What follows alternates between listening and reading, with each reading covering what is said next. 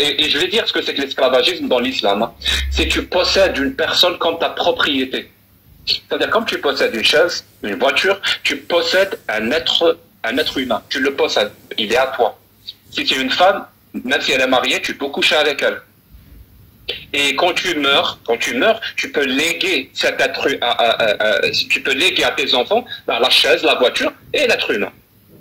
Tu compares réellement la condition de l'esclave de l'époque aux salariés d'aujourd'hui. Moi, je connais aucun salarié dont le patron a le droit de coucher avec lui. Il le vend comme il veut. Il le lègue à ses enfants à sa mort. Ça n'existe pas. Tu sais pourquoi ça n'existe pas? Parce que ça a été interdit. Parce que ça a été interdit. Et je le dis à tout le monde. Hein. Pratiquement tous les pays du monde.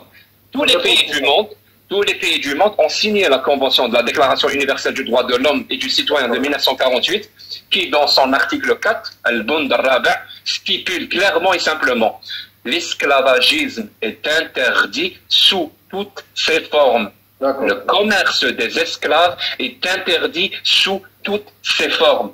Cette phrase-là, écrite par la femme que tu dénigres, donc Eleanor Roosevelt, cette phrase-là, à elle seule, rend le Coran au complet complètement obsolète. Vous avez un défi dans l'islam qui consiste à dire Allah vous défie. Ah, mais c'est pas possible. Ferme ton mic. Ferme ton mic. Et c'est bien d'écouter. C'est un exercice que j'affectionne moi, personnellement, et je te le conseille. Donc je disais,